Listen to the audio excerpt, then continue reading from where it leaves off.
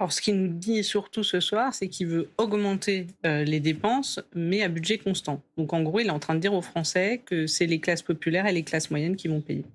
Et ça, c'est pas possible, en fait. Dire on a besoin d'une mobilisation, mais ne pas dire à un moment ceux qui gagnent le plus doivent contribuer le plus, déjà, ce n'est pas possible. La deuxième partie, c'est il va falloir du courage et des réformes. Ça veut dire d'un côté, on va augmenter les dépenses et de l'autre, on va réduire les droits. Deuxième chose, et je voudrais revenir rapidement, il y a ça. Et le deuxième désaccord que j'ai, c'est que dans toute cette logique, on oublie un pan indispensable de notre autonomie, de notre indépendance, c'est la question énergétique. C'est-à-dire qu'en vrai, on peut dépenser tout ce qu'on veut en termes de défense. Si on continue à acheter du gaz russe, du pétrole russe, de l'uranium enrichi russe, ça ne fonctionnera pas. Si on continue à acheter du gaz de schiste américain, ça ne fonctionnera pas.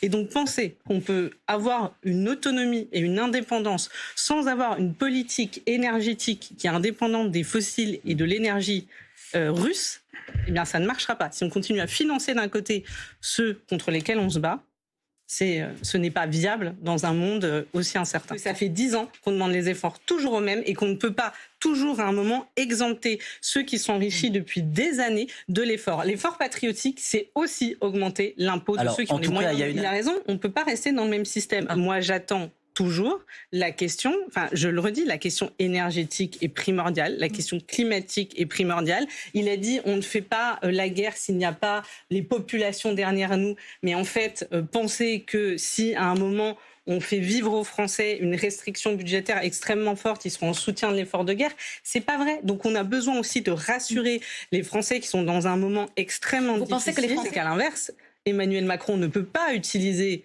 le danger extérieur pour forcer et imposer des décisions intérieures.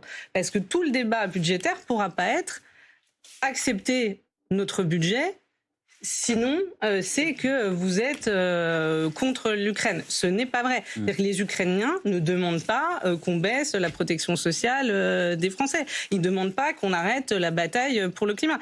Donc ça, je lui dis aussi, on fera très attention à ce que la parole présidentielle ne soit pas utilisée à des fins intérieures pour empêcher le débat. Parce que dans nos valeurs, il y a aussi le débat démocratique et on a